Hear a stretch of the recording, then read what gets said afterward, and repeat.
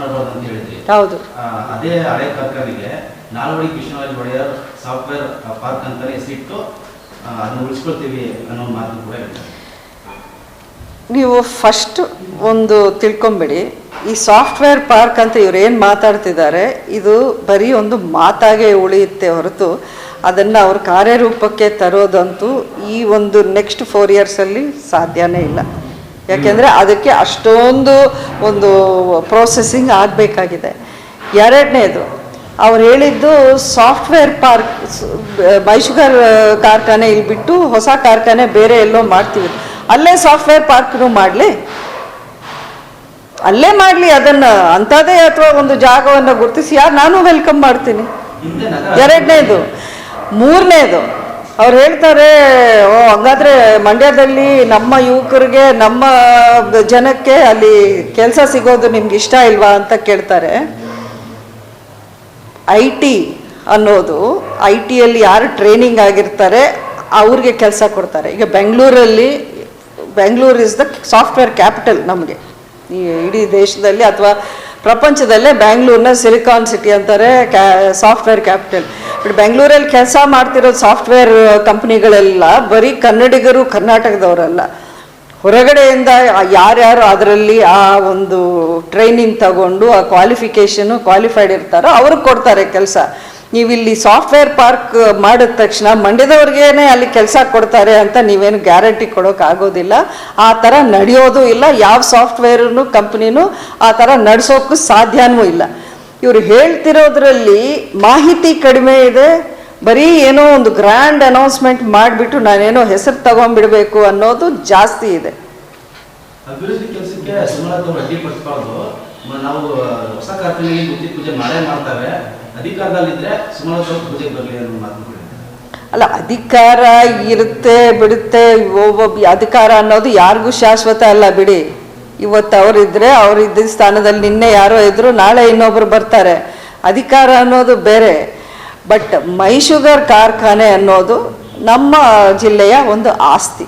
ಅದನ್ನು ಧ್ವಂಸ ಮಾಡಿ ನೀವು ಯಾರ್ಯಾರಿಗೋ ಯಾವ ಸ್ವಾರ್ಥನೋ ಯಾವ ಲಾಭನೋ ಯಾವ ಭ್ರಷ್ಟಾಚಾರವೋ ಮಾಡೋಕ್ಕೆ ಒಂದು ದಾರಿ ಕೊಡೋ ಅಂಥ ವಿಷಯ ಅಲ್ಲ ಅದು. ಅದೇನು ತಮಾಷೆ ವಿಷಯ ಅಲ್ಲ. ಅದಕ್ಕೆ ಏನಾದರೂ ಇವರು ಟಚ್ ಮಾಡಿದ್ರೆ ಮಾತ್ರ ಹೋರಾಟ ಅಂತೂ ಅಧಿಕಾರದಲ್ಲಿ ಇದ್ದರೂ ಇಲ್ಲದೆ ಹೋದರೂ ಮಾಡೇ ಮಾಡ್ತಾರೆ. ನಾನೇ ಮಾಡಬೇಕು ಅಂತಿಲ್ಲ, ಜನನೇ ಮಾಡ್ತಾರೆ.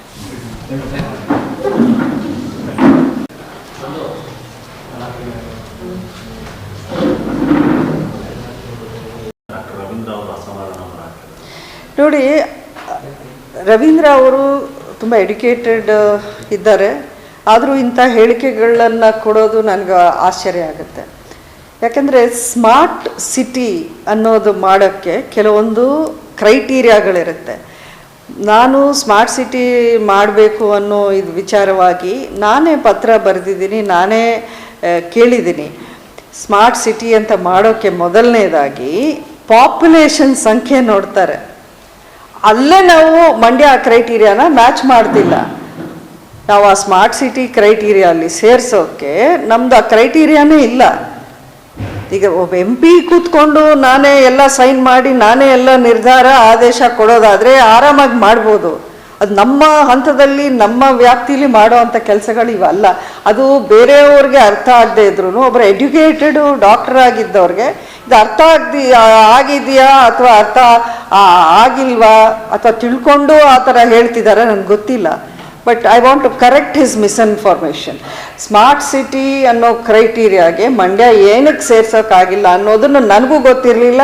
ನಾನು ಇದನ್ನು ಕೇಳಿದಾಗ ನನಗೆ ಬಂದಿರೋ ಉತ್ತರ ಅದು ಮಿನಿಸ್ಟ್ರಿಯಿಂದ, ಸ್ಮಾರ್ಟ್ ಸಿಟಿಗೆ ನಾವು ಇದನ್ನು ಸೇರ್ಸೋಕ್ಕೆ ಇದಿಲ್ಲ, ನಾರ್ಮ್ಸಲ್ಲಿ ಇದು ಇಲ್ಲ ಅಂತ ಹೇಳಿದ್ರು.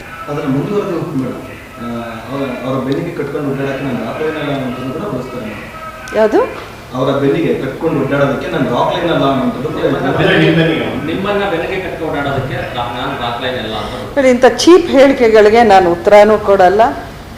It brings down his stature ಅಷ್ಟೇ. ಎಲ್ಲಿವರೆಗೂ ಇರಬೇಕು ಲಿಮಿಟಲ್ಲಿ ಅಲ್ಲಿವರೆಗೂ ಮಾತಾಡಿದ್ರೆ ನಾನು ಗೌರವ ಕೊಟ್ಟು ಮಾತಾಡ್ತೀನಿ. ಅವ್ರು ಬೇರೆ ಬೇರೆ ಯಾವ ಫ್ರಸ್ಟ್ರೇಷನಲ್ಲಿ ಎಲ್ಲರ ಬಗ್ಗೆ ಮಾತಾಡಿದ್ದಾರೆ, ನಂದು ಒಂದು ಭಾಗ ಇರ್ಬೋದು. ಅವರು ಏನೋ ಪ್ರತಿಯೊಂದಕ್ಕೆ ಅವರು ಯಾವ ಹಂತದಲ್ಲಿ ಏನೇನು ಅವ್ರು ಆಸೆ ಪಟ್ಟರು ಅದು ಆಗಿಲ್ಲ ಅಂತ ಅನಿಸುತ್ತೆ. ಆ ಫ್ರಸ್ಟ್ರೇಷನಲ್ಲಿ ಬಾಯಿಗೆ ಬಂದಾಗೆ ಮಾತಾಡ್ತಿದ್ದಂಗಿದೆ. ಪಾಪ ನಿನ್ನೆ ಮೊನ್ನೆವರೆಗೂ ಅವರು ಒಂದು ನನ್ನ ಪಿಕ್ಚರಲ್ಲಿ ಒಂದು ಕ್ಯಾರೆಕ್ಟರ್ ಕೊಡಿ ಅಂತಲೂ ಅವರು ರಾಕ್ಲೈನ್ ಹಿಂದೆನೇ ಬಿದ್ದು ಎಷ್ಟು ಫೋನ್ಗಳು ಮಾಡಿರೋದು ನಮಗೆ ಗೊತ್ತಿದೆ. ಅದನ್ನೆಲ್ಲ ನಾವಿಲ್ಲಿ ಡಿಸ್ಕಸ್ ಮಾಡುವಂಥ ವಿಷಯಗಳೇ ಅಲ್ಲ. ಅದಕ್ಕೆ ಅಷ್ಟು ಇಂಪಾರ್ಟೆನ್ಸು ನಾನು ಕೊಡಲ್ಲ.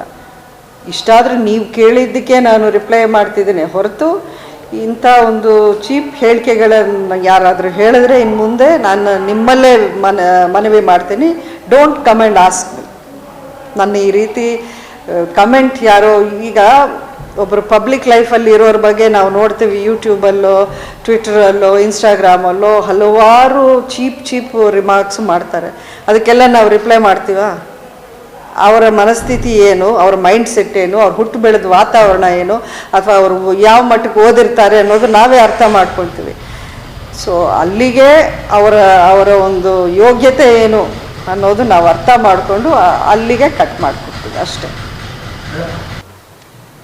ಅದೇ ಬೂದೂರು ಉತ್ಸವ ವೇದಿಕೆಯಲ್ಲಿ ಒಂದು ಮನವಿ ಮಾಡಿದ್ವಿ, ಅಂದರೆ ಅಂಬರೀಷ್ ಅವರ ಪುತ್ಥಳಿ ಮತ್ತು ಹೆಸರನ್ನ ಮಂಡ್ಯದಲ್ಲಿ ಯಾವ್ದಾರ ಒಂದು ಏರಿಯಾಗೆ ರಸ್ತೆಗಿಡಬೇಕು ಅಂತ ಹೇಳಿ. ಆದರೆ ಅದೇ ಗಣಿಗ ರವಿಕುಮಾರ್ ಹೇಳ್ತಾರೆ, ಸುಮಲತಾ ಅವರು 5 ವರ್ಷ ಅವರೇ ಅಧಿಕಾರದಲ್ಲಿದ್ದರು, ಮೋದಿ ಗೊತ್ತು, ಅಮಿತ್ ಶಾ ಗೊತ್ತಿತ್ತು, ಅವರು ಯಾಕೆ ಕೆಲಸ ಮಾಡಲಿಲ್ಲ? ಗಣಿಗ ಅವರು ಪಾಪ ಫಸ್ಟ್ ಟೈಮ್ MLA ಆಗಿ ಸ್ವಲ್ಪ ಕೆಲವು ವಿಷಯಗಳಲ್ಲಿ ತಿಳುವಳಿಕೆಯ ಒಂದು ಕೊರತೆ ಇದೆ ಅಂತ ಅನಿಸುತ್ತೆ. ಒಂದು ನಗರಸಭೆ ಹಂತದಲ್ಲಿ ಮಾಡುವಂಥ ಅವರ ಅಧಿಕಾರದಲ್ಲಿ ಅವ್ರ ವ್ಯಾಪ್ತಿಯಲ್ಲಿ ಮಾಡುವಂಥ ಕೆಲಸ ಮೋದಿ ಅಮಿತ್ ಶಾ ಬಂದು ಮಾಡೋಕ್ಕಾಗೋದಿಲ್ಲ. ಇದು ಹಾಸ್ಯಾಸ್ಪದ ಫಸ್ಟು. ಯಾಕೆ ಅಂತಂದರೆ ಇದು ಸರ್ಕಾರ ಅವಾಗಿದ್ರೂ ನಾನು ನಿಂತ್ಕೊಂಡು ಆ್ಯಸ್ ಎನ್ MP ನಾನು ನಮ್ಮ ಅಂಬರೀಷ್ ಅವರ ಪುತ್ಥಳಿಯಿಂದ ಮಾಡಿಸೋವಂಥ ಕೆಲಸ ನಾನು ಮಾಡಲ್ಲ. ಅಂಥ ತಪ್ಪುಗಳು ನಾನು ನಿಯಮ ಉಲ್ಲಂಘನೆ ಮಾಡಿ ನಾನು ಮಾಡೋದಿಲ್ಲ. ಇದು ನನ್ನ ಮನವಿಯಾಗಿ ನಾನು ಕೇಳಲಿಲ್ಲ. ಅಂಬರೀಷ್ ಅವರ ಅಭಿಮಾನಿಗಳು 5 ವರ್ಷಗಳಿಂದ ಬಂದು ನಿಜಕ್ಕೂ ನನ್ನ ಜೊತೆಯಲ್ಲಿ ಅವ್ರು ಫೈಟ್ ಮಾಡ್ತಾ ಇದ್ದಾರೆ. ನೀವೇ ನಮ್ಮ MP, ನೀವು ನಮ್ಮ ಅಣ್ಣನ ಇದನ್ನು ಏನಕ್ಕೆ ಮಾಡಿಸಿಲ್ಲ? BJP ಸರ್ಕಾರ ನಮ್ಮ ಇದರಲ್ಲಿದ್ದಾಗ, ಇಲ್ಲಿ ಅಧಿಕಾರದಲ್ಲಿದ್ದಾಗ ಬೆಂಗಳೂರಲ್ಲಿ ಅವರ ಸ್ಮಾರಕಕ್ಕೆ ಯಡಿಯೂರಪ್ಪನವರೇ ಚಾಲನೆ ಕೊಟ್ಟಿದ್ದು, ಬೊಮ್ಮಾಯಿನವರು ಅದಕ್ಕೆ ಸಾಕಷ್ಟು ಫಂಡ್ಸ್ ಕೊಟ್ಟು ಅದು ಎಲ್ಲ ರೆಡಿಯಾಗಿ ಇನ್ನೇನು ಲಾಸ್ಟ್ ಮುಗಿಯೋ ಹಂತದಲ್ಲಿದೆ. ಅದು ಓಪನ್ ಆಗಿದೆ, ಇನ್ನೊಂದಷ್ಟು ಕೆಲವೊಂದು ಕಾಮಗಾರಿಗಳ ಒಂದು ಪೆಂಡಿಂಗ್ ಇದೆ, ಅದು ಅಚ್ಚುಕಟ್ಟಾಗಿ ನಡೀತಾ ಇದೆ. ನನ್ನ ಬೇಸರ ಏನಂದರೆ ಮಂಡ್ಯದಲ್ಲಿ ಅಂಬರೀಷ್ ಅವರು 25 ವರ್ಷಗಳು 3 ಬಾರಿ MP, 1 ಬಾರಿ MLA ಮಿನಿಸ್ಟರ್ ಆಗಿ ಆದಂಥ ಇಲ್ಲಿ ಅವರ ಸೇವೆನೇ ಅವರು ಗುರುತಿಸ್ಕೊಂಡಿರೋದೇ ಮಂಡ್ಯದಿಂದ. ಆದರೆ ಮಂಡ್ಯದಲ್ಲಿ ಅವ್ರ ನೆನಪಿಗಾಗಿ ಯಾವುದೇ ಒಂದು ಅವ್ರ ಸ್ಮರಣಾರ್ಥ ಏನೇನೂ ಮಾಡಿಲ್ಲ ಅನ್ನೋಂಥ ಕ್ವೆಶ್ಚನ್ನ ನಾನು ಕೇಳಿದ್ನೆ ಹೊರತು ನಾನು ನಿಂತ್ಕೊಂಡು ಮಾಡಿಸೋದು ಅಲ್ಲ. ಇದು ಖಂಡಿತ ಅವರು ಅವತ್ತು ಅನೌನ್ಸ್ ಮಾಡಿದ್ದಾರೆ. ನೋಡೋಣ ಮುಂದಕ್ಕೆ ಎಷ್ಟು ಮಟ್ಟಕ್ಕೆ ಆ ಮಾತನ್ನು ಉಳಿಸ್ಕೋತಾರೆ ಅನ್ನೋದು ನೋಡೋಣ. ಅಲ್ಲಿ ಇನ್ನೊಂದು ವಿಷಯ, ಅಂಬರೀಷ್ ಅವರು ಇದ್ದಿದ್ದು BJP ಪಕ್ಷದಲ್ಲ, ಅಂಬರೀಷ್ ಅವರು ಇದ್ದಿದ್ದು ಕಾಂಗ್ರೆಸ್ ಪಕ್ಷದಲ್ಲಿ. ಹಾಗಾಗಿ ಅವರ ಸೇವೆಯನ್ನು ಗುರುತಿಸಿ ಮಾಡುವಂಥ ಕರ್ತವ್ಯ ಜವಾಬ್ದಾರಿ ಅವ್ರಿಗೆ ಜಾಸ್ತಿ ಇದೆ. ಇದನ್ನು ನಾನು ಹೇಳೋಕ್ಕೆ ಇಷ್ಟಪಡ್ತೀನಿ. ಅಧಿವೇಶನ ಇದ್ದಾಗ ಏನಕ್ಕೆ ಮಂಡ್ಯ ಬಂದಿಲ್ಲ ಅಂತ ಕೇಳ್ತೀರಾ, ಮಂಡ್ಯಕ್ಕೆ ಬಂದರೆ ಏನಕ್ಕೆ ಬರ್ತಾ ಇದ್ದೀರಾ ಅಂತ ಕೇಳ್ತೀರಾ. ಇದಕ್ಕೆ ನಾನು ಏನು ಆನ್ಸರ್ ಮಾಡಲಿ ಹೇಳಿ?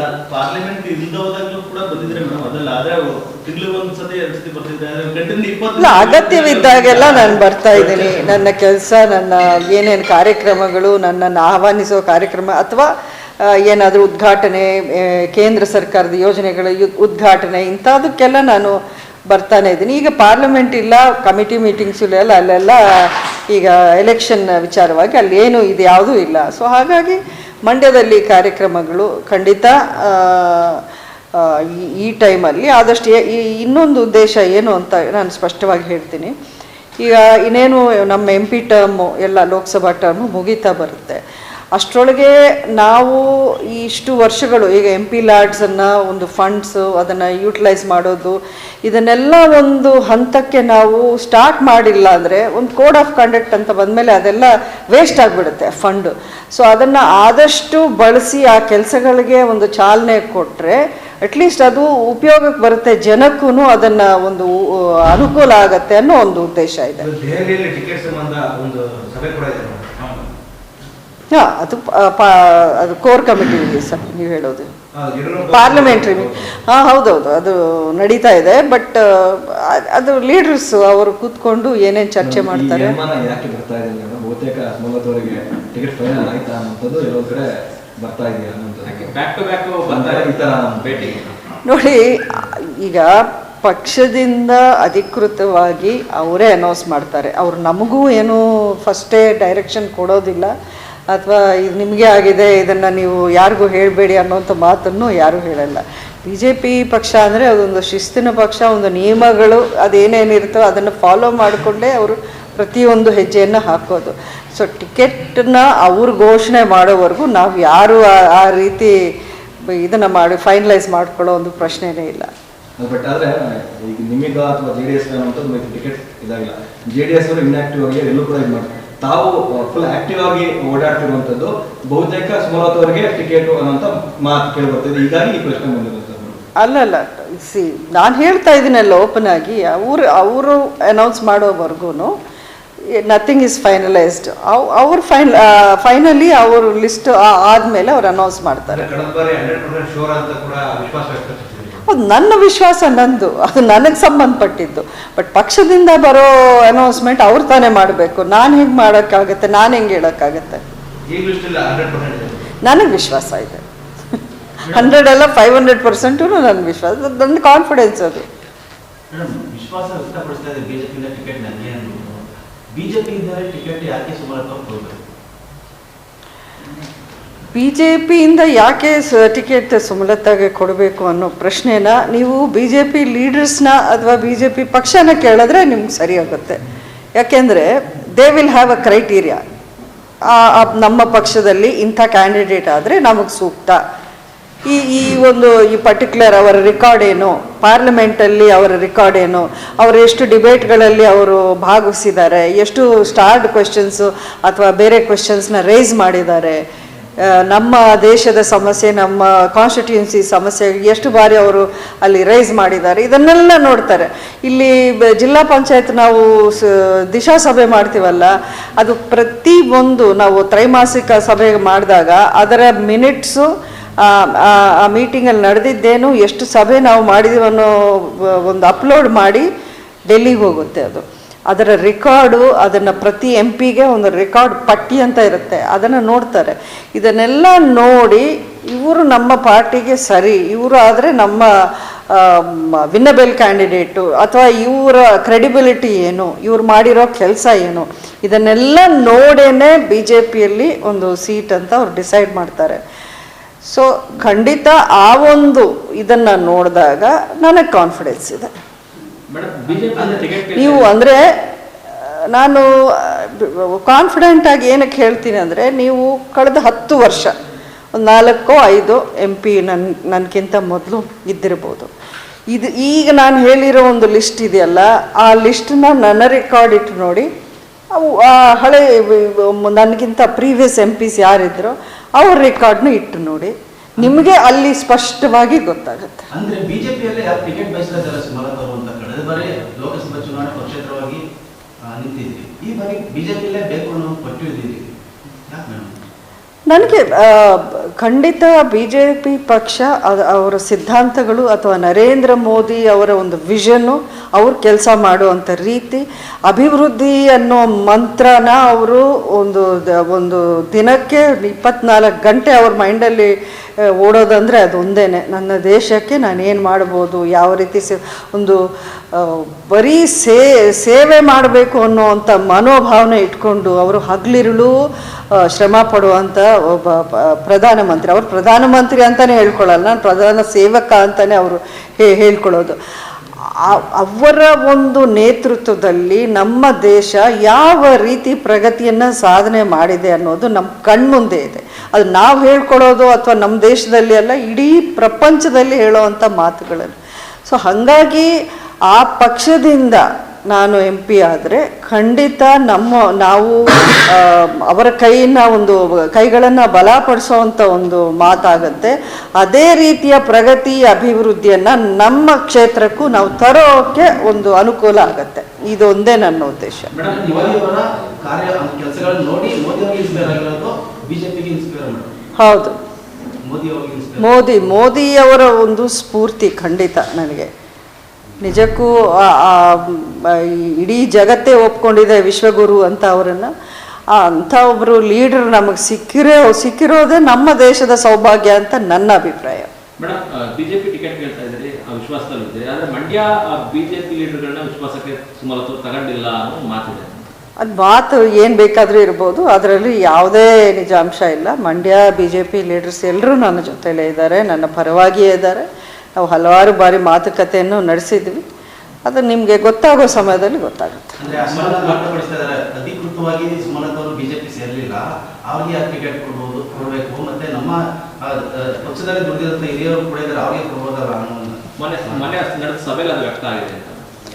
ಇಲ್ಲ, ವ್ಯಕ್ತ ಅದು ಇದು ಇಲ್ಲ, ಅದೆಲ್ಲ ಸೀರಿಯಸ್ ಆಗಿ ತಗೊಳ್ಳೋಂಥ ವಿಷಯಗಳೇ ಅಲ್ಲ. ನಾನು ಪಕ್ಷಕ್ಕೆ ಸೇರ್ಪಡೆ ಯಾವುದು ಜಸ್ಟ್ ಒಂದು ಟೆಕ್ನಿಕ್ಯಾಲಿಟಿ ಅಷ್ಟೇ. ಆ ಟೆಕ್ನಿಕ್ಯಾಲಿಟಿ ಇನ್ನೇನು ಈ ಟರ್ಮ್ ಮುಗೀತಾ ಇದ್ದಂಗೆ ಸೇರ್ಕೊಳ್ಳೋ ಒಂದು ಸಂದರ್ಭ ಆಗುತ್ತೆ.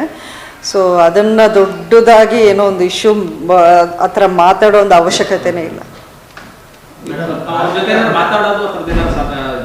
ಮುಂದಕ್ಕಿರುತ್ತೆ, ಇನ್ನು ಮುಂದಕ್ಕಿರುತ್ತೆ.